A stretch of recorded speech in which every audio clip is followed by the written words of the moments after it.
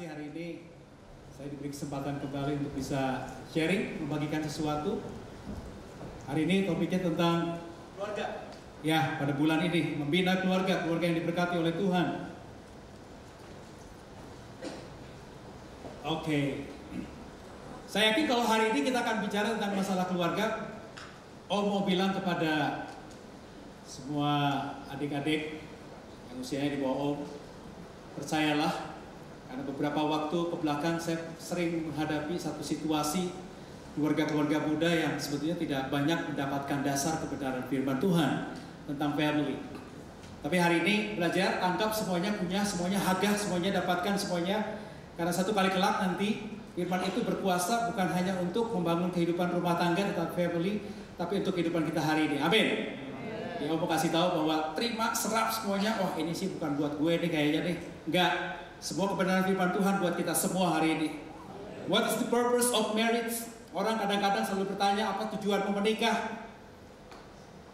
Beberapa waktu yang lalu saya ketemu dengan satu orang pasangan muda yang baru nikah 1 tahun.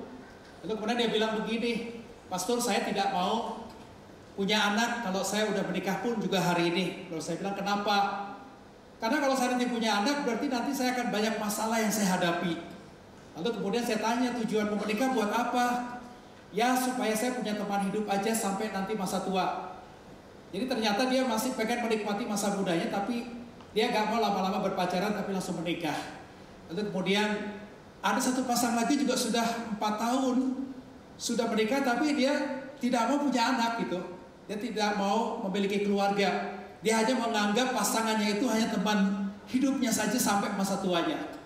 Saya pikir saya harus bagikan kebenaran firman Tuhan buat teman-teman, adik-adik semua di tempat ini. Juga ini kebenaran buat kita semua. Dan kalau kita belajar tentang family, bukan berarti buat yang hanya menikah, dan bukan hanya untuk yang berkeluarga, tapi buat Anda yang masih lajang, masih berpikir mungkin beberapa tahun ke depan atau masih jauh untuk masuk ke sana. Tapi terimalah kebenaran firman Tuhan bahwa kalau tujuan kita menikah, kadang-kadang memang kalau ditanya, supaya saya memiliki kebahagiaan katanya. Supaya saya memiliki rasa bahagia. Terus pertanyaannya gini, apa sih yang dikejar dari sebuah kebahagiaan? Supaya pikiran bahagia kadang-kadang kalau sudah punya keluarga, lalu kemudian terima telepon atau terima berita dari keluarga orang tua, biasanya deg-deg plus. Ada apa ini? Ada apa ini? Gitu ya. Dan kebahagiaan itu biasanya akan terus mengancam. Dan gimana sih caranya untuk bisa bahagia mempertahankan pernikahan atau mempertahankan keluarga atau family? Kadang-kadang orang mengikuti banyak tips pernikahan. Saya tidak anti dengan tips pernikahan. Tapi kalau sudah tips pernikahan itu nggak relate, nggak sejajar, nggak inline, nggak segaris, nggak sesuai dengan firman Tuhan, yang perlu diwaspadai. Nanti jangan sampai itu menjadi sesuatu pegangan hidup sementara itu tidak bersumber pada firman Tuhan. Jadi kalau dikatakan bahwa yang sebenarnya yang saya pegang itu apa? Ya, kebenaran firman Tuhan. Pertanyaan hari ini adalah, salahkah kalau saya memiliki keluarga atau pernikahan atau kehidupan secara pribadi, nanti pun juga akan mau berkeluarga atau menikah atau punya pasangan hidup? Boleh gak saya punya tujuan berbahagia? Ya boleh-boleh saja. Kalau dikatakan bahwa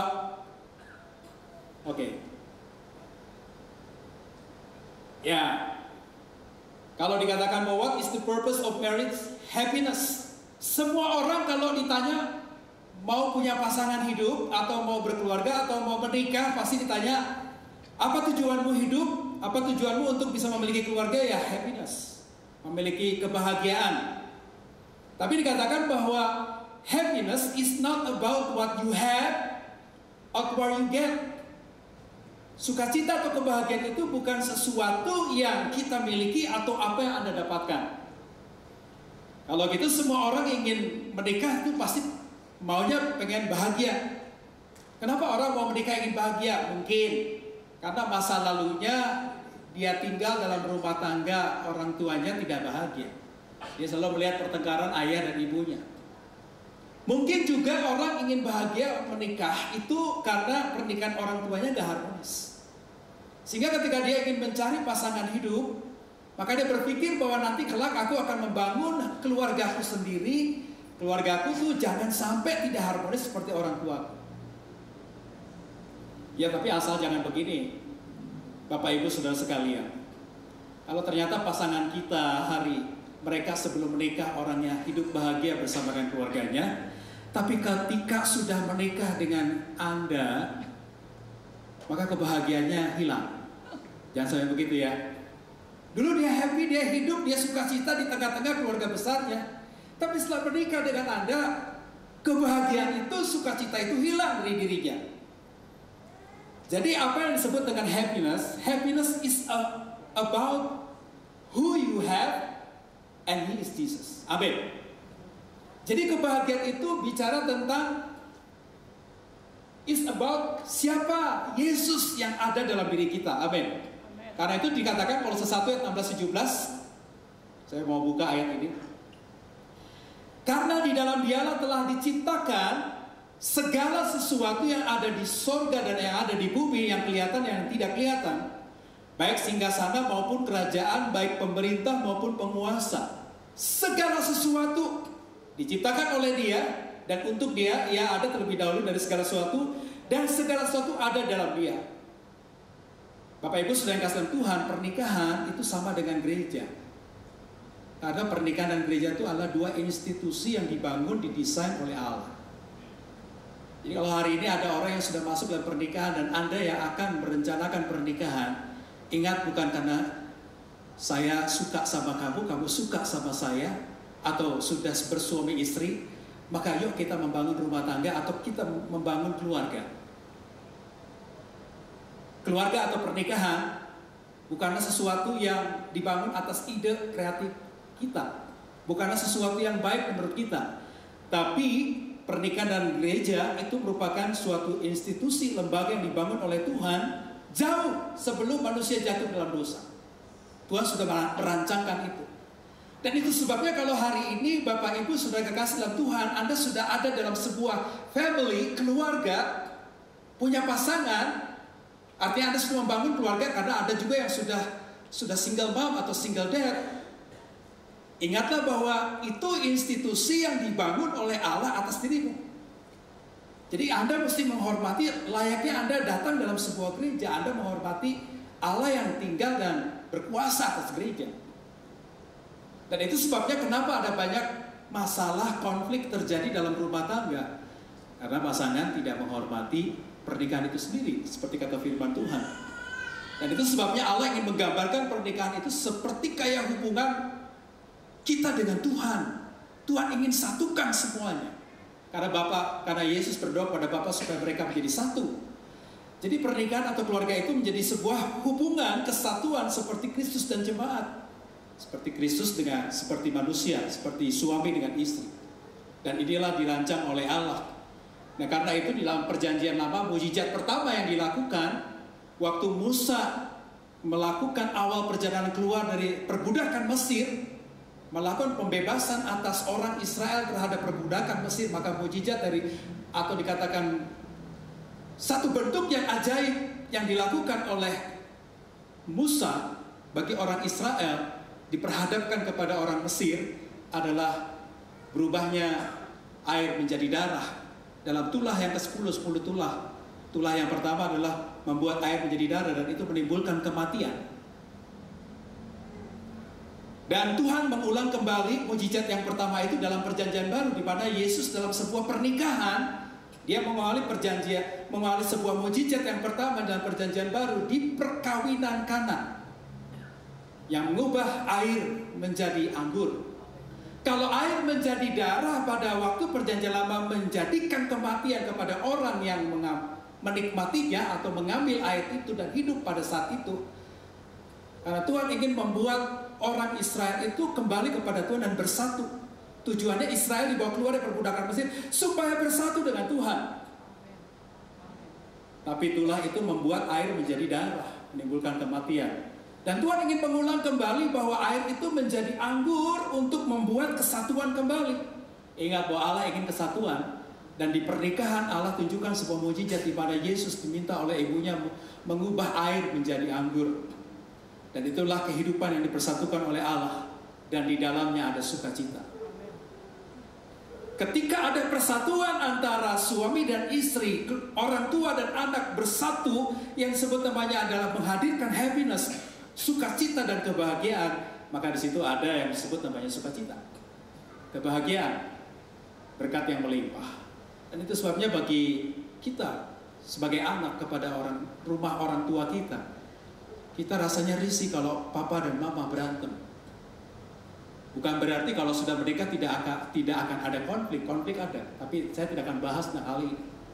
Ini merupakan sebuah seminar 3 hari panjang dan lebar, tinggi dan dalam, dari pagi sampai dengan malam.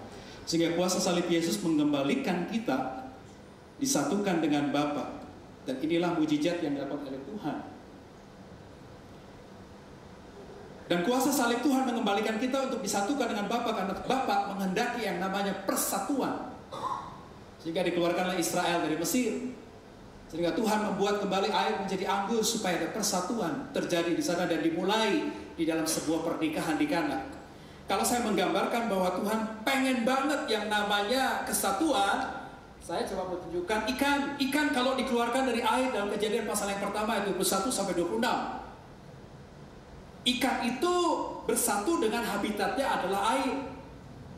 Bapak Ibu Saudara, kalau kita punya ikan di rumah, coba nanti pulang dari sini, ambil ikan, keluarkan dari akuarium, atau ambil ikan, keluarkan dari habitatnya air, apa yang terjadi? Dia langsung menggelepar-gelepar, dan dalam tempo beberapa waktu dia mati. Kalau kita baca dalam Kejadian 1 ayat 21 dikatakan Tuhan menggambarkan dulu, hendaklah ikan berkeriapan dalam air. Berarti ikan itu sumbernya atau natural environment-nya itu adalah air, lingkungan hidupnya itu air. Kalau ikan dikeluarkan dari air, mati. Di ayat bawahnya dikatakan bahwa burung-burung juga hendaklah burung-burung bertambah banyak di bumi. Burung itu pun juga bersatu dengan habitatnya, itu udara. Jadi kalau burung dikeluarkan dari udara, disimpan dalam ruang yang hampa, mati dia. Atau burung-burung yang terbang di udara, lepas di udara, Anda masukkan dalam sangkar, umurnya pasti akan menurun. Binatang juga di ayat bawahnya dikatakan, binatang itu juga habitatnya, natural environment-nya, asal tinggal utamanya, sumbernya itu adalah daratan. Kalau Anda kandangin binatang, umurnya akan menurun. Baru ayat di bawahnya dikatakan ayat 26, karena sumbernya manusia itu Allah, marilah kita menciptakan manusia segambar dan serupa dengan kita, katanya. Berarti sumber kehidupan manusia itu adalah Tuhan, Allah. Sumber kehidupan Bapak dan Ibu saya semua adalah Tuhan. Kalau ikan dikeluarkan dari air, mati. Kalau burung dimasukkan ke ruang hampa, tidak tinggal di udara, mati. Kalau manusia tidak tinggal dalam Tuhan, ya mati. Demikian juga kalau pernikahan tidak tinggal dalam sebuah family, suami tidak bersama dengan istri rukun. Istri rumah di mana? Suaminya rumah di mana? Kadang-kadang saya melihat ada sebuah pasangan gandeng tangan kalau datang gereja, pulang gereja lepas tangan. Ya iyalah, karena yang suaminya masuk sebagai drivernya, istrinya masuk sebagai penumpangnya. Tapi ternyata mereka punya konflik. Yang satu pulang, dianterin pulang ke rumah yang satu suaminya pulang ke rumah dia sendiri. Jadi mereka punya 2 rumah, tapi mereka nggak akur. Kalau gereja mereka tunjukkan bahwa mereka akrab. Dan saya yakin dan percaya berdoa tidak terjadi di sini. Amin. Jadi suami istri dikatakan oleh firman Tuhan sebagai teman pewaris kasih karunia, dan di situ ada berkat kehidupan. Karena suami bersatu dengan istrinya, habitatnya dari suami adalah tinggal bersama dengan istrinya. Habitat istrinya tinggal bersama dengan suaminya. Karena Tuhan telah melukiskan seperti itu dalam 1 Petrus pasal, ini gambar-gambarnya. 1 Petrus 3 ayat yang ke-7 dikatakan bahwa demikian juga kamu, hai suami-suami, hiduplah bijaksana dengan istrimu sebagai kaum yang lebih lemah, hormatilah mereka sebagai teman pewaris dari kasih karunia, yaitu kehidupan, supaya doamu jangan terhalau. Jadi pernikahan itu menyatukan suami dan istri untuk menikmati berkat Tuhan, karena mereka dikatakan sebagai teman pewaris dari kasih karunia, supaya apa? Ayat di bawahnya, supaya kamu memiliki kehidupan, doamu tidak terhalang. Pertanyaannya adalah, pastor, kalau seandainya sebuah keluarga mengalami situasi di mana kehidupan rohaninya, doanya banyak terhalang, segala yang diminta tidak terrealisasi. Saya pikir mesti melihat kepada kebenaran ini, bahwa pasanganmu, suamimu, istrimu adalah teman pewaris dari kasih karunia. Kasih karunia adalah sesuatu yang diberikan oleh Tuhan yang tidak layak kita terima. Kita diminta oleh Tuhan menjadi teman untuk menerima hal yang tidak diberikan oleh Tuhan seharusnya, tapi Tuhan kasih. Kalau kamu menjadi teman pewaris dari kasih karunia itu. Dan dikatakan dalam Kejadian pasal 1 ayat 28, Allah memberkati mereka. Jadi Tuhan telah memberkati si suami sebelum menikah, Allah telah memberkati si istri sebelum menikah. Tuhan telah memberkati dua-duanya, Allah memberkati mereka. Dan dikatakan, lalu Allah berfirman kepada mereka, beranak cuculah. Hari ini Anda sebagai single, Anda diberkati oleh Tuhan, amin. Itu sebabnya ketika Anda menikah dengan pasangan Anda, hari ini kalau Bapak Ibu sudah menikah dan membangun rumah tangga, berarti terimalah kebenaran ini, bahwa Anda diberikan oleh Tuhan kekuatan dua menjadi satu. Bahasa Ibrani-nya koah. Kekuatan menjadi satu itu hanya diberikan hanya kepada suami dan istri ketika mereka bersatu. Dan itu sebabnya Tuhan berfirman, beranak cuculah, bertambah banyak dan seterusnya. Kalau Tuhan bilang beranak cucu, bertambah banyak, itu berarti Tuhan bertanggung jawab dengan operasionalnya. Betul, amin. Mau gimana kalau saya nanti punya anak ketiga, rumahnya mesti 3 dong. Tapi kerjaan saya belum bisa memberikan rumahnya 3. Ya nggak apa-apa, karena Tuhan bertanggung jawab. Dan dikatakan bahwa penuhilah bumi. Artinya bahwa setiap anak nanti kalau menikah, mereka akan memenuhi bumi. Secara operasional, mereka seperti dengan ayah ibunya juga. Amin. Karena apa? Karena Allah telah memberkati mereka. Dan dikatakan oleh firman Tuhan, live. Laki-laki akan meninggalkan rumah orang tuanya, and cleave, bersatu, memegang teguh, mengikuti dengan setia dan benar. Live and cleave, kayak orang lipat tangan mau berdoa gitu. Mereka bersatu dan akhirnya mereka membangun kehidupan di dalam Tuhan. Dan kalau kita lihat di dalam ayat firman Tuhan, dalam Kejadian pasal yang kedua dan seterusnya, lalu berkatalah manusia itu, ketika Tuhan berkata kepada Adam, dan Adam dibuat oleh Tuhan di dalam Kejadian pasal yang kedua tertidur, maka diambillah tulang rusuk dari Adam, dibangunnyalah seorang perempuan. Jadi pada waktu Adam dibuat tertidur oleh Tuhan, maka Adam, tulang rusuknya diambil, dibangunnyalah seorang perempuan. Adam tertidur. Adam tahu bahwa dia sendirian di taman itu. Dan waktu dia sudah bangun, tulang rusuknya sudah diambil oleh Tuhan, Tuhan sudah membangun seorang perempuan. Begitu dia bangun dari tidurnya, dia melihat ada seorang manusia lain. Yang dia tahu cuma dia sendiri. Waktu dia lihat manusia yang lain, matanya terbuka, wow man. Itulah asal kata woman. Wow man, ada lagi man yang lain, jadi woman. Ini canda saya supaya Anda tidak terlalu tegang melihat saya yang berapi-api begini ya. Di dalam Alkitab dikatakan bahwa perempuan itu menjadi God's original plan-nya Tuhan, sehingga Tuhan menciptakan manusia dan perempuan satu roh, dan mereka disatukan menjadi satu tubuh.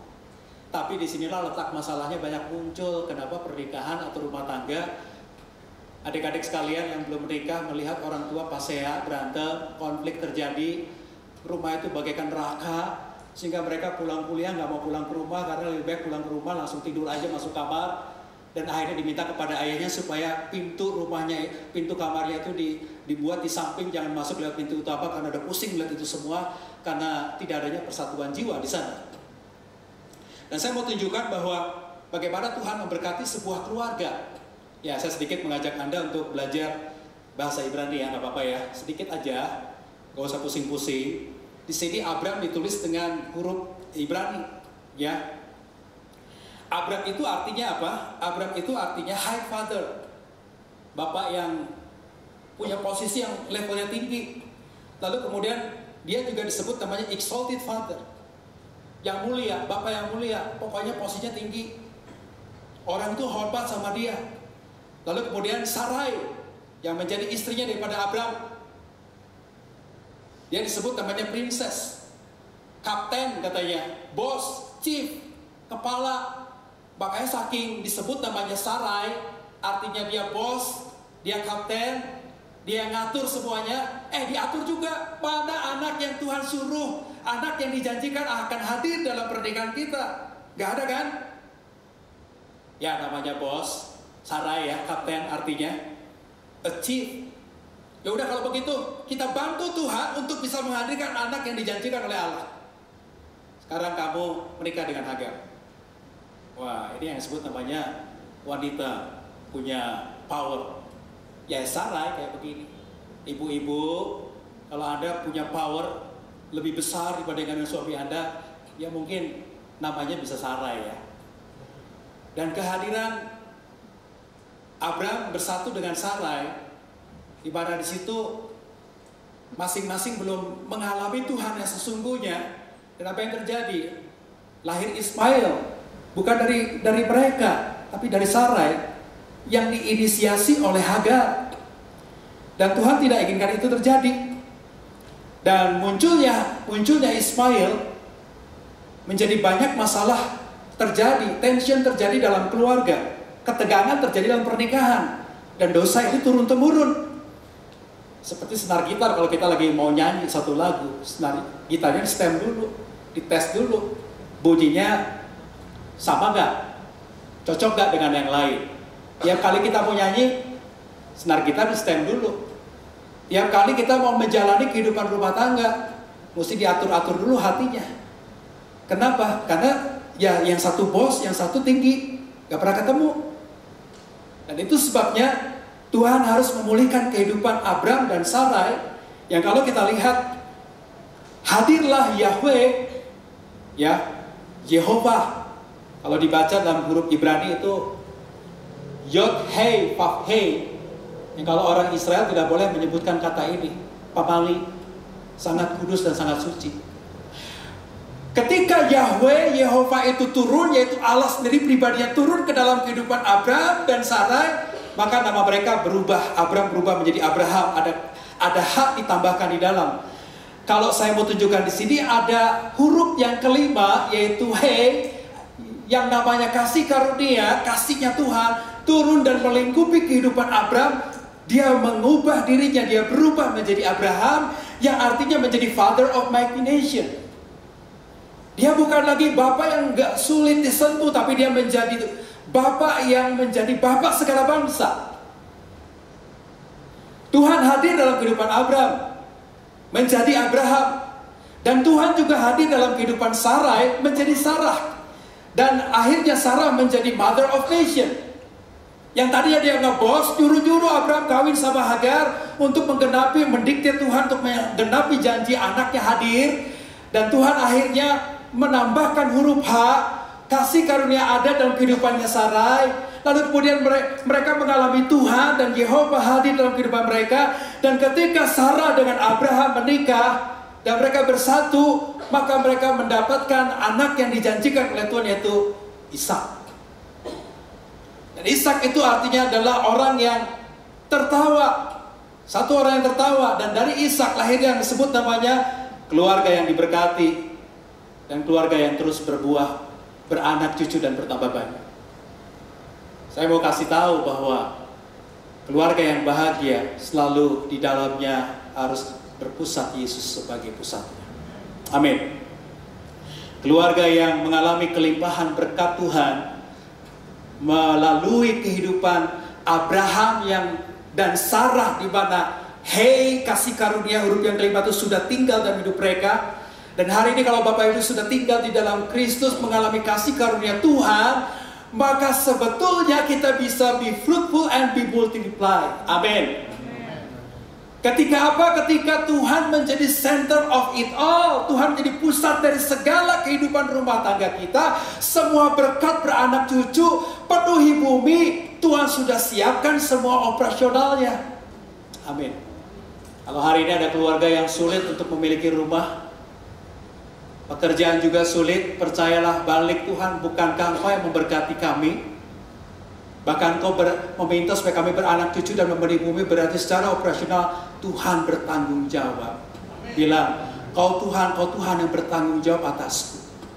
Nah, kalau Tuhan yang bertanggung jawab, berarti Tuhan berkata bahwa be multiply, be fruitful, artinya berbuah-buah, bermultiplikasi. Loh, kok Tuhan enak aja ngomong begitu? Karena Dia pasti bertanggung jawab. Keluarga yang dilahirkan itu pasti akan anaknya pendidikannya baik, punya rumah, kerjaannya bagus dan sebagainya. Tidak ada konflik lagi karena sukacita turun ke atas kehidupan mereka, karena berkat mengalir atas kehidupan mereka. Amin. Dan itu sebabnya kalau ketika Abraham sudah memiliki Tuhan, tinggal dalam Tuhan, mengalami kasih karunia Tuhan, Sarah juga mengalami kasih karunia Tuhan, mengalami keindahan bersama dengan Tuhan, maka Tuhan bilang bahwa marriage is not a covenant. Marriage is a covenant, not a contract. Hari ini banyak kawin-kawin kontrak ya. Kenapa sebuah kontrak dilakukan? Karena seseorang tidak percaya satu dengan yang lain. Kontrak dilakukan karena tak kala nanti dalam perjalanan waktu orang itu mengingkari atau wan prestasi. Ada datang ke bank membuat sebuah kontrak. Ada masuk ke kampus, membuat sebuah kontrak. Ada buat bisnis, ada sebuah kontrak. Kenapa kok ada kontrak? Memang lu gak percaya sama gue? Kan kadang-kadang begitu. Bukannya gak percaya, tapinya itu kan akhirnya dibuat MOU di situ. Nanti siapa yang melanggar, ya dia akan kena secara legalitas. Kontrak mesti dibuat. Apakah pernikahan mesti ada kontrak? Enggak kan? Tapi hari ini ada banyak tips pernikahan. Oh, suami mesti begini, istri mesti begini. Ini kontrak dong kalau begitu. Marriage is a covenant. Perjanjian kehidupan. Kalau Anda punya rumah, maaf kalau saya mau katakan, rumah yang dikontrak, gentengnya bocor, belum jatuh airnya di ruang tamu, Anda nggak peduli. Kalau masih bocornya masih di luar teras, Anda juga nggak peduli untuk ganti genteng tersebut. Kenapa? Bukan rumah saya ini kok. Tapi kalau Anda pemilik rumahnya, wah ini bocor, tapi belum menyentuh masuk ke rumah air, Anda pasti ganti. Kenapa? Karena nanti plafonnya akan busuk, kayunya mesti Anda ganti, biaya yang lebih besar dikeluarkan. Tapi karena rumah kontrak, bodoh aja, biarin aja, emang gua urusin. Kira-kira begitu. Dan rumah kontrak biasanya akan memunculkan yang namanya retak-retak di dinding. Kalau ada retakan di dinding, nanti saya akan ungkap, jangan diperbaiki atau didempul dindingnya. Tapi biasanya kalau retak di dinding itu biasanya masalahnya di fondasi. Nah, fondasinya apa? Kalau dalam rumah tangga fondasinya adalah cinta. Ada banyak pasangan-pasangan yang saya konseling, saya sebulan mengkonseling pasangan tuh, aduh amburadul deh hidupnya. Ada yang sudah, tadi yang saya katakan bahwa sudah tidak tidur lagi satu ranjang, masih penting lah ya. Ini rumahnya udah berbeda-beda. Kadang-kadang dikatakan, pastor saya sudah gak mencintai lagi pasangan saya. Saya udah gak punya rasa lagi. Saya bilang kalau gak ada cinta terus maksudmu gimana? Ya itulah. Buat apa lagi saya bersatu dengan dia? Feeling is not love. Cinta itu memang, perasaan itu bukanlah cinta. Cinta itu memang bisa hilang. Karena apa? Menganut lagu-lagu lama ya. Feeling, perasaan. Nothing more than feeling, kan gitu ya. Karena nyanyinya asik gitu, pakai suara bariton. Trying to forget my feeling of love. Katanya cinta itu mencoba melupakan perasaan cinta kita berdua. Lama-lama itu hidup dalam pikiran kita. Love is not about feelings. Tadi, ya, ini Mas Munro bilang begini, love is not about feeling, but a choice. Kasih itu, cinta itu bukan tentang perasaan, tapi tentang pilihan. Kalau hari ini suami dan istri, bapak dan ibu gak lagi mencintai, apalagi sudah menambah usia pernikahan semakin tua, mestinya semakin tua semakin merunduk. Itu hukumnya padi ya. Tapi kalau udah nggak rasa cinta, udah nggak mencintai lagi, biasanya itu muncul nih, baru sebulan pernikahan, madunya sudah hilang karena sudah sebulan. Karena bulan baru itu honeymoon itu cuma sebulan katanya. Setelah itu second moon-nya aja udah nggak ada lagi, second hari-nya udah nggak ada. Maka biasanya apa yang dikatakan, mereka udah nggak punya rasa lagi. Jadi cinta itu atau kasih itu ada sebuah pilihan. Anda memilih untuk mencintai. Kalau Yesus memilih untuk merasakan sebagai Tuhan atas manusia, kayaknya dia nggak akan jadi mati di kayu salib. Wah, gak enak dong gua. Dia memberontak terhadap aku. Dia meninggalkan aku, nggak taat pada firmanku dan perintahku. Ya udah, aku nggak mau datang, kata Tuhan, kalau main perasaan. Tapi Tuhan datang karena pilihan dia, karena kasih itu dipilih. Dan bahkan dikatakan bahwa biarlah cawan ini berlalu, tapi dia mengambil cawan itu. Dia memilih untuk mengasihi saudara dan saya, amin. Dia memilih untuk mencintai saudara sekalipun kita di dalam dosa, tapi dia sudah datang untuk mengampuni dan mengangkat kembali kita menjadi anaknya, amin. Hari ini Bapak Ibu Saudara yang kasih dalam Tuhan, kalau pasanganmu hari ini suami dan istri sudah nggak punya cinta lagi, something is wrong. Ada sesuatu yang mesti dipertanyakan lagi di sini. Terutama mungkin buat keluarga-keluarga yang sudah menapaki beberapa tahun pernikahan. Apalagi orang tua yang tadinya suka cintanya kepada anaknya lagi lucu-lucunya, ya, lagi gemes-gemesnya, sekarang nyebelinnya minta ampun. Cintanya sudah nggak ada. Yang tinggal hanyalah gemes. Yang tinggal hanyalah masalah yang muncul dari orang tua kepada anak. Jadi kalau cinta sudah tidak ada dalam sebuah keluarga, dalam sebuah hubungan suami dan istri, perlu berdoa serius minta cinta kepada Tuhan. Ada sebuah pasangan yang saya konseling, di usia pernikahan mereka 4 tahun, mereka sudah tidak lagi punya cinta. Dan mereka berharap itu terjadi, tapi tidak pernah terjadi. Lalu saya bilang, yuk kita berdoa, minta cinta kepada Tuhan di antara rumah tangga. Kalau sudah gak bisa mencintai pasangannya, mintalah cinta kepada Tuhan. Sebab love is a decision. Cinta itu sebuah keputusan. Di dalam Yohanes 13 ayat 34-35, aku memberikan perintah baru kepada kamu, supaya kamu saling mengasihi, agapao, in social and moral sense. Cinta itu pilihan. Kalau Anda gak punya lagi cinta satu dengan yang lain, minta sama Tuhan. Karena mengasihi itu merupakan perintah yang sudah didengungkan oleh Tuhan, disampaikan di dalam perjanjian lama juga udah ada. Kasihilah Tuhan Allahmu dan kasihilah sama manusia, udah ada. Tapi kenapa Tuhan bilang di Yohanes pasal yang ke-13, aku memberikan perintah baru, seolah-olah itu baru jadi. Padahal sudah ada. Karena perintah baru hanya bisa dihidupi oleh orang yang sudah lahir baru, amin. Karena perintah baru hanya bisa dihidupi oleh orang yang sudah mengalami kehidupan baru di dalam Tuhan, menjadi manusia baru. Karena manusia baru pasti bisa mengasihi dan bisa mencintai. Kalau pasangan suami istri sudah di dalam Tuhan, pasti dari sejak menikah sampai tua nanti maut memisahkan, mereka pasti bisa mencintai, amin. Bahkan Tuhan lebih ekstrim lagi bilang kepada pasangan suami istri, dan bahkan kepada manusia. Kalau kita mau compare ya, Tuhan bilang begini, cintailah, kasihilah musuhmu, doakan dan berkati musuhmu. Musuh aja mesti diberkati, kata Tuhan. Lebih ekstrim. Nah, kalau musuh bisa diberkati dan didoakan, gimana dengan pasangan? Ya mesti bisa tuh. Kan gitu ya. Oh, tapi pastor, dalam hal ini saya nggak bisa. Istri saya itu udah berkali-kali saya kasih tahu. Suami saya itu udah saya minta, jangan selalu pulang malam. Jangan selalu pulang malam kalau kamu tidak ada urusan lagi di luar dengan pekerjaan. Udah berkali-kali saya minta, gimana saya bisa mengampuni dia? Tuhan bilang, musuh aja mesti didoain dan diberkati. Ya pasangan yang lebih gampang atuh, gitu ya.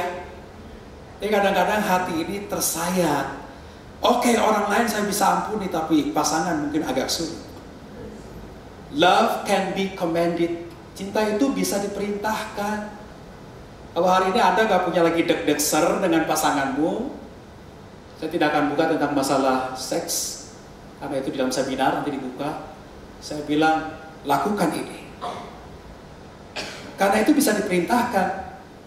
Ada pasangan yang sebetulnya sudah menikah 8 tahun, sudah punya anak. Konflik terjadi dari sejak mereka menikah. Tiap hari. Dan saya biasanya lakukan checkingnya adalah di dalam kehidupan seksualitas. Dan apa yang terjadi? Ternyata cuma malam pertama aja mereka melakukan, setelah itu gak pernah lagi. Dan setelah itu lahirlah anaknya. Pantes. Jadi keputusan dari konseling itu adalah mereka mesti intim dalam hal itu. Karena dinding retak itu apapun penyebabnya pasti bukan karena dindingnya. Bapak Ibu latar belakang yang mengerti tentang bangunan, pasti dinding retak itu penyebabnya adalah fondasi. Foundation is critical, yang paling kritis itu di situ fondasinya. Kalau Anda seorang kontraktor yang baik, ada dinding retak yang semakin lama semakin menganga, maka yang harus Anda bongkar bukan dindingnya dulu, tetapi fondasinya dikorek. Mungkin terjadi penurunan levelnya tanah, levelingnya udah mulai turun, maka terjadilah patahan di bawah. Kalau patahan sudah ada di fondasi, atasnya juga mulai patah. Jadi kalau ada konflik dalam rumah tangga, yang mesti dicari adalah root case-nya apa. Root case-nya ditarik ke belakang semuanya. Maka diperlukan di sana adalah ketika sudah memperbaiki, ada komitmen di situ. Tapi yang mau saya tanya hari ini, how strong is the foundation of your marriage? Seberapa kuat sih fondasi pernikahanmu? Jamin nggak ada konflik dalam pernikahanmu. Saya tidak mengatakan bahwa orang yang sudah menikah itu tidak pernah ada konflik, pasti ada. Tapi bagaimana Anda mengatasi konflik itu? Diperlukan komitmen, husband and wife. Komitmennya apa? Saya periksa di Alkitab bahasa Indonesia memang tidak ada kata komitmen.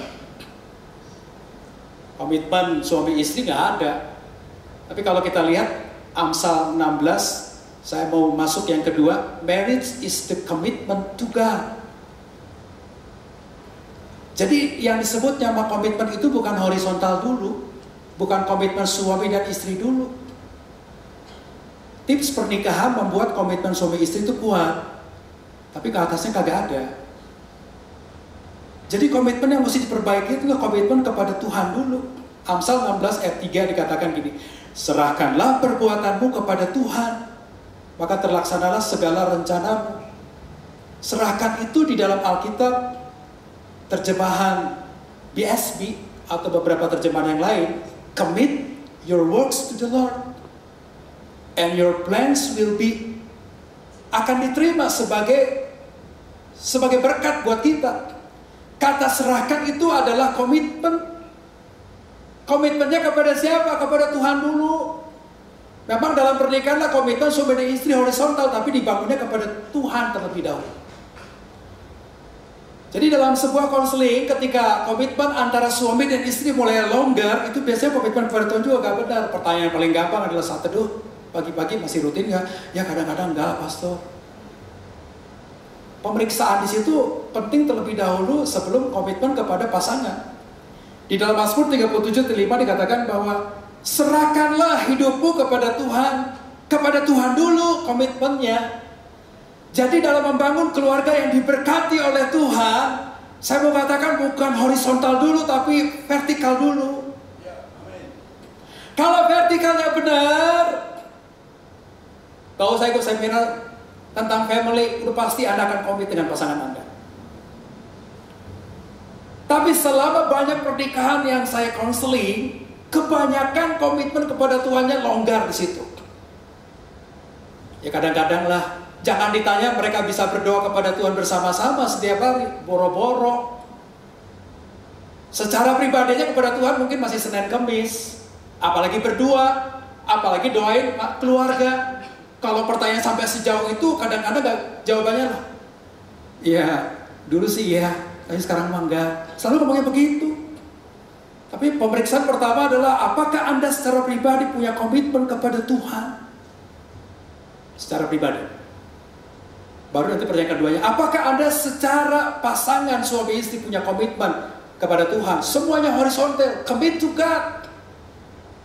Komitmen kepada Tuhan. Adik-adik sekalian yang masih merencanakan pernikahan, komitmen kepada Tuhan mesti kuat dulu, amin. Kalau komitmenmu kepada Tuhan kuat, maka dikatakan segala rencanamu terlaksana. Amin. Maka dikatakan bahwa kalau komitmenmu kepada Tuhan kuat, maka dikatakan bahwa segala hal yang kau percayai kepada Tuhan, maka Tuhan selalu akan bertindak atas kehidupan. Komitmen juga dulu. Kalau komitmen kepada Tuhan secara pribadinya sudah kuat, maka komitmen pasangan suami istri juga semakin lama semakin kuat. Maka dikatakan bahwa komitmen kepada Tuhan pasti ketika kita masih muda belum menikah. Apa komitmen kita kepada Tuhan? Aku mau menyerahkan hidupku Tuhan kepada Engkau. Dalam keadaan susah dan senang, ada badai, dalam keadaan suka atau mati. Kan Paulus bilang begitu juga di dalam Filipi 1 ayat yang ke-20 dikatakan, sebab yang sangat kurindukan dan kuharapkan ialah bahwa aku dalam segala hal tidak akan beroleh malu, melainkan seperti sedia kala demikian pun sekarang Kristus dengan nyata dimuliakan dalam tubuhku. Paulus bilang gini, baik hidup ataupun mati. Nah, dia kan single. Dalam keadaan suka dan duka, dalam keadaan hidup dan mati, aku tetap akan commit to God, kata Paulus. Dan komitmen itu dipakai dalam pernikahan. Kan dalam pernikahan ketika kita diberkati oleh Tuhan kan, maka komitmen satu dan lain-lain bilang gini, aku berjanji kepada engkau dalam keadaan susah dan senang, dalam keadaan suka dan duka. Jadi hafalan doang, bukan suatu motivasi yang mendrive dia untuk membangun sebuah keluarga yang baik. Dalam keadaan senang dan duka, dalam hidup dan mati. Setelah itu, amin, aduh, lega karena janji pernikahannya sudah diucapkan. Terus ditanya lagi, emang tadi janji pernikahanmu apa? Ya itulah, susah dan senang, hidup dan mati. Kan sekarang mah hidup, mati mah nanti. Dan ternyata itu yang dibuat oleh Paulus kepada Tuhan secara pribadi. Tidak menikah, Paulus dia bilang dalam keadaan hidup dan mati, susah dan senang, bahkan dikatakan mati adalah keuntungan bagiku, kata Paulus. Dalam keadaan suka dan duka, aku tetap commit to God, kata Paulus. Dan itu pun juga mesti ada dalam kehidupan rumah tangga. Dalam Roma 14 ayat yang 8 dikatakan, sebab jika kita hidup untuk Tuhan, dan jika kita mati untuk Tuhan. Jadi baik hidup atau mati, kita adalah milik Tuhan. Jadi hal itu membuat akhirnya kita komit kepada Tuhan, karena ketika masing-masing pribadi komitnya kepada Tuhan, menyerahkan hidupnya kepada Tuhan, dan ketika dia memiliki pasangan, suami atau istri, membangun keluarga, komitmen horizontalnya kuat, pasti horizontalnya kepada vertikal Tuhan. Sehingga mudah bagi mereka apa-apa berdoa. Sulit dalam menghadapi satu situasi finansial family-nya, berdoa kepada Tuhan. Sulit ketika mendidik anak nih, kayaknya udah ketularan banyak kehidupan yang meracuni kehidupan anak ini. Berdoa kepada Tuhan. Dikit-dikit berdoa. Jangan berdoanya sedikit. Tapi sedikit ada masalah, datang kepada Tuhan berdoa. Dan itulah yang saya maksudkan bahwa marriage is the commitment to God. Bapak Ibu saudara sekalian di dalam Tuhan, ketika komitmen kepada Tuhan sudah tidak dibangun lagi yang vertikal kepada Tuhan, maka mari kita mulai memperbaiki. Dan yang ketiga terakhir, saya ingin katakan bahwa marriage is about giving, not taking. Dikenal dalam sebuah tips relationship, itulah take and give. Mengambil dan memberi. Lu kasih berapa, ntar gue kasih lagi. Kagak ada bunganya di situ. Take and give, seolah-olah benar. Kalau menurut saya, secara pribadi, mungkin ini kurang alkitabiah. Tapi saya mau mengutip sebuah kebenaran firman Tuhan. Marriage is about giving, not taking. Mungkin ayat ini gak relate lah dengan namanya membangun keluarga. Tapi ayat ini biasa saya pakai dalam kehidupan secara pribadi. Mari kita mengutip satu ayat di dalam Efesus pasal yang kelima ayat 22. Hai istri, tunduklah. Istri tunduk seperti kepada Tuhan. Ayat 25-nya, suami kasihilah istrimu sebagai Kristus telah mengasihi jemaat dan telah menyerahkan dirinya. Pertanyaan saya adalah, perintah mana yang lebih susah dilakukan? Untuk istri atau untuk suami? Wahai istri, wahai suami, perintah mana yang lebih susah? Wah, kayaknya perintah istri lebih susah karena istri mesti tunduk. Emang tunduk itu gampang gitu kan? Nggak mudah. Istri bilang susah perintahnya. Tuhan untuk istri karena tunduk itu susah. Perintah buat suami. Suami-suami pasti akan bilang, perintah buat suami mama yang paling susah. Karena suami itu mesti mengasihi. Menurut Anda kira-kira mana yang paling susah? Perintah Tuhan buat istri atau buat suami? Silakan nanti jawab di rumah, tapi saya mau kasih clue-nya hari ini.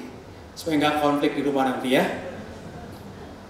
Perintah yang mana yang lebih susah? Perintah istri atau perintah suami? Menurut saya, perintah suami yang paling susah. Mari kita lihat sama-sama. Istri itu dibilang begini, tunduklah kepada suamimu seperti kepada Tuhan. Look whole. Kelihatannya utuh. Jadi kalau suaminya nggak hidup seperti Tuhan, gua nggak usah tunduk. Simple kan? Jadi si suami dituntut untuk hidup seperti Kristus. Baru istri tunduk, kira-kira begitu. Terus kalau suami, kasihlah istrimu dalam segala sesuatu. Suami itu represent Christ in the family. Jadi dikatakan bahwa saat istrinya nggak tunduk kepada suami, Kristus juga tetap menyerahkan dirinya buat jemaat. Jadi lebih susah suami ya.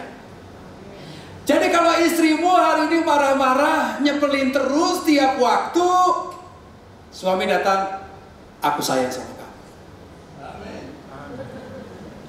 Ternyata dia ulang kembali, terus diulang kesalahan yang sama. Suami bilang, sebagaimana Kristus mengasihi jemaatnya, sekalipun jemaat masih berbuat dosa, tapi Kristus sudah datang mengampuni. Gua maafin lo, gua sayang lo, cipika-cipiki peluk, berikan kehangatan. Dan itu akan membuat akhirnya istri tunduk pada suami. Kalau Kristus menggunakan ukurannya, harus jemaat dulu yang tunduk, baru Kristus yang mengasihi. Karya salib tidak ada. Karya salib ada karena Tuhan membuat pilihan. Ketika manusia berdosa, aku telah datang sebelum mereka berdosa. Aku menjadi dosa karena dosa manusia. Jadi, ya bolehlah nanti ya. Oh, ini perintah buat istri yang lebih susah, ya nggak apa-apa lah. Tapi saya mau kasih sebuah point of view dulu di sini, supaya kita bisa melihat bahwa saat pasanganmu, istrimu nggak tunduk, maka kau berlaku seperti Tuhan, karena Kristus adalah kepala dari keluarga dan suami adalah kepala daripada istri, menyerahkan dirinya untuk jemaat. Jadi siapa yang punya inisiatif untuk berkorban melayani? Suami. Alkitab katakan bahwa ketika orang berkonflik itu kan berhadapan-hadapan. Seperti saya hari ini berhadapan dengan Anda. Maka firman Tuhan katakan bahwa barang siapa yang pipi kanannya ditampar, kalau saya menampar Bapak Ibu, posisinya berhadapan-hadapan, maka pipi kanan Bapak Ibu kan ada di sebelah sini. Berarti cara saya menampar adalah begini, pakai backhand. Pada zaman pemerintahan Romawi, orang itu tangannya itu pakai sarung. Sehingga kalau pukul tuh pukulannya sangat keras. Udah pakai backhand, tulang tangannya nonjol-nonjol, pakai sarung tangan lagi. Sakit sekali. Gak percaya? Boleh praktek. Jadi pukulnya kalau barang siapa yang pipi kanannya ditampar, kayaknya Alkitab salah nih. Masa orang berhadapan pukulnya harusnya pipi kiri, salah terjemahan. Enggak salah terjemahan. Kalau pipi kanannya ditampar, mukulnya mesti pakai telapak, kan mukulnya mesti begini. Nggak ada kekuatan. Boleh dicoba ya. Tapi sama hewan di rumah aja. Jangan sama pasangan, nanti bermasalah lagi. Barang siapa pipi kanannya ditampar, ketika konflik terjadi, berikanlah pipi kiri. Siapa yang kasih pipi kirinya? Orang yang ditampar. Loh, kok orang yang ditampar kasih pipi kiri? Mestinya tips-tips pernikahan itu adalah kalau orang disakiti, orang yang menyakiti itu datang untuk meminta maaf. Betul begitu kan? Ya Anda salah mengambil tips. Tipsnya ambil dari kebenaran firman Tuhan. Yang ditampar pipi kanan, yang pipi kirinya mesti diberikan. kepada yang menampar. Itu prinsipnya relate dengan doakan musuhmu, berkati musuh. Pernahkah Anda hari ini uang Anda dibawa kabur ratusan juta oleh orang yang mau buat kontrak kerjasama dan Anda? Tiba-tiba uang itu nggak kembali lagi dan Anda bisa menyebutkan dalam doa Anda, nama orang itu diberkati. Sumpah serapah yang keluar. Bahkan mungkin anak yang nyebelin berulang-ulang terjadi di rumah. Sumpah serapahnya keluar. Jadi pada waktu situasi itu terjadi, itu kan keadaan. Sebelum kita bereaksi, pilihan manusia itu ada dua. Mau responsif, atau reaktif people, atau reaktif people proaktif, atau people reaktif. Pilihannya ada dua. Kalau bereaksi cepat, Anda akan pukul dan Anda akan marahin anak itu. Kan kita tahu ya di video-video di YouTube kan, kalau ada anak kecil yang sukanya menggambar di dinding rumahnya itu, tiba-tiba sangat kreatifnya menggambar mobil bapaknya yang baru dibeli. Gambarnya bagus, tapi bapaknya marah karena digambar di bodinya mobil, dan dia bisa melakukan apapun. Sebelum itu terjadi, dia pukul, dia marahin anak itu, masuk dalam sebuah anugerah, dalam sebuah pemilihan. Jeda dulu. Ketika Yosua menghadapi orang Yeriko, kota Yeriko ditaklukkan, kota Ai ditaklukkan, semua ditumpas karena Allah berfirman, semua musuhmu mesti ditumpas habis. Dan bangsa yang berikutnya itu bangsa Gibeon datang, karena takut ditumpas oleh Yosua dengan orang Israel, maka Gibeon datang menyamar, pakai pakaian lusuh, kirbat anggur mereka juga udah sobek-sobek, roti mereka udah kering-kering, padahal roti kering enak ya bagelennya. Untuk menunjukkan bahwa mereka jangan dibunuh, jangan ditumpas, kami mau tinggal bersama dengan kalian. Tapi Yosua tidak tanya dulu kepada Tuhan, harusnya ditumpas ini semuanya. Yosua ketika membuat sebuah pilihan, dia tidak bertanya kepada Tuhan. Bapak Ibu saudara yang kasih dalam Tuhan, ketika kita ingin mengambil keputusan untuk satu situasi dalam keluarga kita yang tidak kita bisa expect, tidak sesuai dengan keinginan kita, tanya Tuhan dulu. Tuhan, ini anak saya sudah gambar pemandangan tapi di mobil yang baru kubeli kemarin. Gua apain ini anak? Dicincang aja gitu tangannya, atau diinjak aja tangannya. Saya yakin ketika Anda tanya dulu sama Tuhan, itu disebut namanya pause moment, jeda dulu. Saya yakin ketika Anda bertanya kepada Tuhan, komitnya Tuhan akan bilang, ampuni dia, berkati dia, gendong dia dan peluk dia, dan bilang sama dia, good job nak. Kamu bisa menggambar pemandangan yang bagus di mobil Papa yang baru dibeli kemarin. Papa aja gak tega, tapi kamu berani banget. Keberanianmu itu luar biasa. Nanti Papa akan ajar keberanian, betul-betul powerful. Padahal dalam hati ayah tersayat-sayat, minta ampun ini anak. Ketika ibu-ibu pulang dari luar membawa Gucci, baru dibeli harga 10 juta, anaknya nyenggol, pecah itu Gucci. Belum lagi bertahan 1 jam dalam rumah. Mau diapain ini anak? Wahai ibu-ibu, angkat anakmu, peluk dan gendong dia dan bilang, good job. Mama bawa dengan pelan-pelan, pakai mobil disewa dan sebagainya. Tapi kamu bisa memecahkan Gucci dalam tempo belum 1 jam. Mama aja gak berani. Tapi kamu luar biasa. Ambil iPhone, lem-lem aja. Itu yang disebut namanya konsep orang Jepang. Mangkoknya itu disatukan, pecahan-pecahannya itu disatukan, bukan lagi dengan material keramik, tapi dengan material emas. Sehingga orang Jepang kalau minum soup, itu ada seperti kayak ada relief-relief, guratan-guratan. Itu bukan art sebetulnya. Ya memang dulunya pecah. Karena itu peninggalan nenek moyang, mereka mesti jaga itu, kalaupun udah pecah mesti dijaga. Ditambal kembali, direkatkan kembali, supaya sop yang ada dalam air kuah yang ada dalam sop itu tidak rembes. Dan ternyata itu sekarang jadi mangkok yang disukai oleh orang Indonesia juga, bukan? Hari ini retakan-retakan seperti mangkok itu harus diperbaiki bukan dengan material keramik lagi, tapi dengan material emas. Dan hari ini ketika konflik dalam rumah tangga terjadi, mesti diperbaiki dengan material emas. Hanya oleh darah Yesus. Gak bisa lagi komitmen biasa-biasa lagi. Aku berjanji sebagai suami tidak akan lagi melakukan hal yang salah. Pasti istrinya bilang janji ya. Tapi ketika janji ya, kata ya di belakangnya itu menyiratkan ketidakpercayaan. Maka janji yahnya itu mesti yahnya Yahweh kepada Tuhan.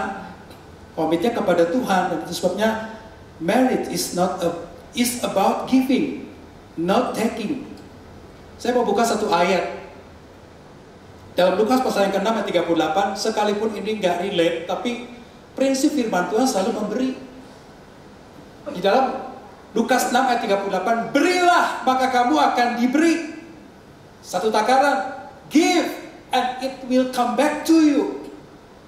Jadi hari ini suami beri kepada istri, beri kasihmu, beri perhatianmu, sekalipun gak berbalik kepadamu suatu yang kau expect, yang tidak kau inginkan, terus beri.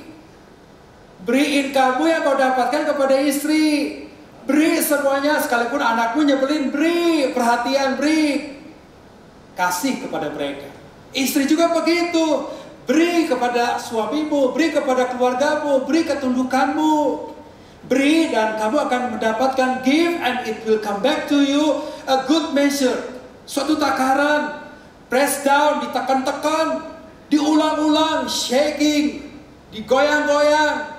Sampai kapan berhenti untuk memberi dalam keadaan yang tidak kita expect sesuai dengan kehidupan ke hati kita. Terus beri sampai digoyang-goyang. Kalau kita kan ngisi beras kan begitu ya. Beli beras 1 liter, betul-betul supaya sampai di bibir takarannya itu digoyang-goyang. Turun lagi tuh, digoyang-goyang lagi, turun lagi tuh. Melakukan pemberian kepada orang yang kita kasih, pasangan kita, mesti digoyang-goyang. Nggak pernah berhenti. Udah penuh tuh, saya udah mengampuni dia berkali-kali, tapi dia belum berubah juga. Goyang lagi, kasih lagi pemberian itu. Jadi give and receive, not take and give. Beri dan kita akan menerima. Bukan ambil dan kita akan menerima. Not take and give. Memberi dan menerima bukan mengambil dan memberi. Jadi bagaimana kita bisa memaintain relationship dalam pernikahan, mempertahankan hubungan pernikahan dengan baik, supaya senantiasa berkat itu melimpah.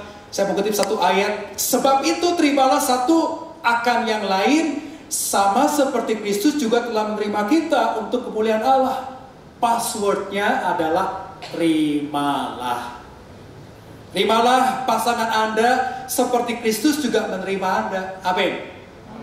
Kalau Anda gak bisa menerima kenyataan, attitude-nya, behavior-nya pasangan kita atau anak kita atau keluarga kita, terimalah.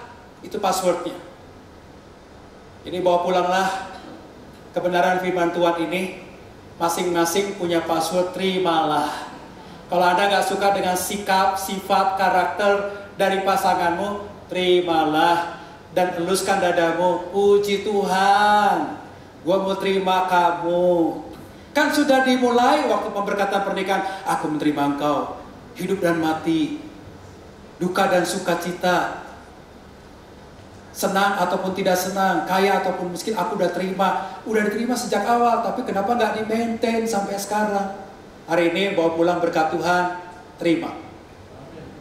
Ketika istrimu menyajikan nasi pakai sayur doang, terima, puji Tuhan. Untung tanah masih menghasilkan sayuran.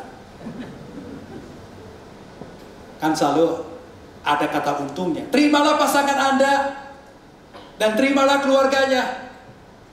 Anda bisa menerima istri Anda bisa menerima suami Anda, tapi pokoknya punten, gua nggak suka sama dia. Anda bisa menerima pasangan Anda, tapi orang tuanya, mertua Anda nggak bisa Anda terima. Terimalah pasangan Anda dan keluarga besarnya. Terimalah kelebihan dan kekurangannya. Waduh, ini pasangan saya nyebelin banget dari dulu, nggak pernah berubah, attitude nggak pernah berubah, sikapnya nggak pernah berubah. Otaknya itu ditaruh di mana? Ya ditaruh di kepala. Terima. Jangan dikit-dikit langsung datang kepada pendeta, tolong kami di konseling. Terima dulu. Karena pertanyaan pertama dari konselor seorang pendeta adalah, kamu udah menerima belum istrimu? Mengampuni belum? Belum. Ya udah, kamu pulang dulu sekarang, terima dulu, ampuni dulu, kan gitu. Simple. Terimalah semua perbedaannya, terimalah bukan apa adanya, tapi terimalah apa jadinya. Hari ini jadinya apa pasangan Anda? Jadinya semakin keras, pastor. Orangnya semakin pikas sebelah, minta ampun. Kalau dulu aku menerima kau apa adanya. Sekarang pernikahan sudah 10 tahun, terimalah dia apa jadinya. Udah jadi, dia udah 10 tahun. Ya udah terima. Amin. Wah, berat juga nih hari ini ya. Ya saya nggak tahu lah apakah ini keras ataupun lunak, tapi inilah firman Tuhan. Terimalah kebenaran firman. Berinisiatiflah untuk duluan mengasihi. Bilang kiri kanan, aku menerima engkau apa jadinya hari ini. Kalau kau bersahabat dengan temanmu yang masih single, aku terima engkau sebagai sahabatku. Apa jadinya kau hari ini? Mau minta ampun kek? Mau Anda mengelus-eluskan dada berkali-kali kek? Atau Anda benar-benar berapa kali kepada pasangan Anda tepuk jidat? Minta ampun, minta ampun, minta ampun. Terimalah dan aku menerima engkau apa jadinya hari ini. Tuhan memberkati dan mari kita berdoa. Bapa surgawi, kami bersyukur kepadamu karena kami percaya bahwa kebenaran firman-Mu bagaikan pedang bermata dua, menusuk, memisahkan pertimbangan dan hati kami. Kami percaya bahwa ada kekuatan Tuhan yang mengalir dalam kehidupan kami. Kami berdoa supaya Engkau yang menginspirasi kami dengan firman untuk membuat kami lebih mengerti, memiliki komitmen kepada Tuhan bahwa pernikahan keluarga demi keluarga bukan pernikahan kontrak, tapi pernikahan perjanjian. Apapun yang mereka hadapi, kami berdoa supaya kebenaran firman Tuhan nyata. Kami mengambil inisiatif untuk memberi, sekalipun kami tidak menerima apapun. Tapi kau berjanji ketika kami memberi, kami akan menerima berkatnya, menerima hasilnya, menerima perubahannya. Tapi engkau selalu mengawali untuk berinisiatif, untuk kami lakukan, kami memberi. Hari ini kami berdoa, kami belajar supaya kami bisa menerima pasangan kami, menerima anak-anak kami, apa jadinya hari ini mereka. Kami punya Tuhan, kami punya kuasa. Kami berdoa supaya apapun yang jadinya hari ini yang kami mungkin gak bisa terima, tapi kami mau terima, tapi kami mau bawa dalam doa supaya terjadi perubahan yang besar. Tuhan memberkati, Tuhan melindungi, Tuhan memberikan kekuatan kepada engkau, Bapak Ibu saudara yang kasih dalam Tuhan, supaya kau bisa melihat kebenaran firman Tuhan, meletakkan dasar-dasar firman Tuhan di dalam nama Yesus. Kami berdoa. Amin.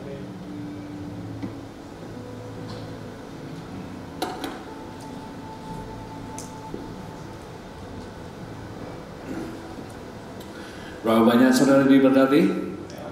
Waduh, wajah-wajah mulai punya harapan. Saya percaya kita semua diberkati. Terima kasih Pak Edison. Kami semua telah dilayani dengan kebenaran firman Tuhan. Hari ini kita bukan dengar tips ya, tapi dengar kebenaran. Itu jauh lebih penting. Tips ada banyak luar sana nggak terbukti. Saya ingin kuis dulu sebelum kita pulang. Yang udah berpasangan nih, karena ini keluarga-keluarga yang paling penting ya. Coba ingat kesalahan pasangan saudara terakhir, langsung ingat tadi pagi nih. Coba sekarang ingat kesalahan saudara sendiri sama dia. Lebih susah yang mana coba? Saya ngaku tadi dengar-dengar itu benar ya. Saya lebih gampang ingat kesalahan orang. Kesalahan kita mudah lupakan. Hari ini kita dengar, hey, Yehova kasih karunia membutakan mata kita akan kesalahan orang, tapi menerima. Ini pesan yang sangat dalam ya. Saya kira kita hanya bisa berhasil dalam hidup, dalam pekerjaan, dalam masyarakat, dalam profesi juga, kalau saudara punya grace dalam hidup saudara, punya sifat yang murah hati. Ini saya belajar banget ini. Ya hari ini nggak pelit gitu loh, memberikan maaf, memberikan waktu. Yang udah punya pasangan nanti kita doa, kita pegang tangan pasangan kita ya. Yang belum menikah bingung, pasti susahnya mengasihi. Saya aja tiap pagi, siang, malam mimpi dia. Percayalah, nggak gampang. Yang lagi naksir pasti apa susahnya. Wah ini memang papa masa. Itu masa promosi. Nanti masa asli ya saudara hadapi. Betul nggak? Ya ada yang sebulan, ada yang setahun, ada yang 10 tahun. Terimalah apa jadinya tadi. Ya udah ini jadinya, beginilah. Tapi ada hey dalam hidup kita. Saya tahu hey itu datang nggak bisa dicari loh. Jadi kalau saudara yang dengar kasih karunia, di luar sana apa yang terjadi? Kiki ganti kiki, mata ganti mata, makanya pada buta, pada ompong orang-orang. Rumah tangga rontok karena semua hanya tahu saling membalas.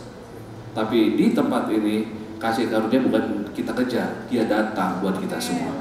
Bagian kita terima kebaikan Tuhan. Jadi kita nyanyi ya. Coba. Sepanjang hidupku kau setia. Ayo, mari kita balik dari. Sepanjang hidupku kau sangat baik. Nafsu memuliakanmu. Kebaikanmu ingat kepada Tuhan. Sepanjang hidupku kau setia. Terima kasih Tuhan Yesus. Sepanjang hidupku kau sangat baik. Nafsu memuliakanmu.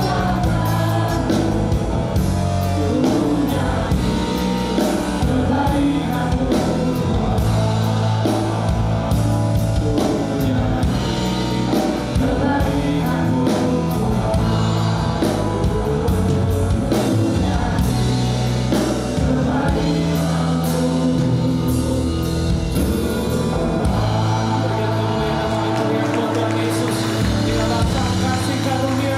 Yang penuh anugerah, penuh cinta kasih memenuhi hidup kita semua. Mari kita angkat tangan kita, saudara yang berpasangan boleh bergandengan tangan. Terimalah berkat buat keluargamu. Hari ini ada berkat spesial buat setiap keluarga. Terimalah kemurahan Tuhan. Dia tidak melihat satupun kesalahanmu. Dan hari ini biarlah kau juga melupakan kesalahan pasanganmu. Dia tidak sempurna. Terimalah dia seperti Tuhan menerima engkau. Tuhan mencintai engkau apapun kesalahanmu. Terima kasih Bapa, hari ini kami diingatkan. Engkaulah komitmen, engkau telah mengadakan covenant dengan kami. Engkau telah memberikan hidupmu buat kami Tuhan.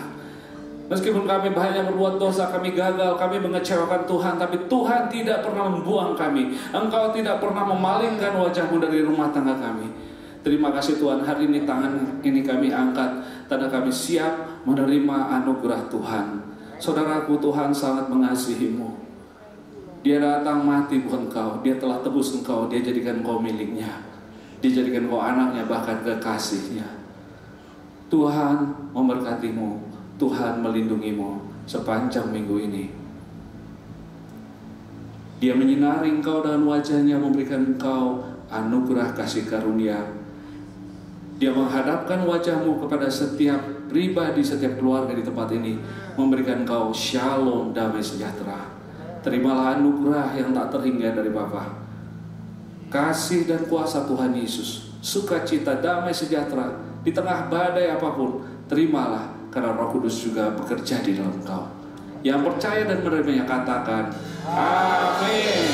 Selamat hari Minggu, Tuhan Yesus memberkati.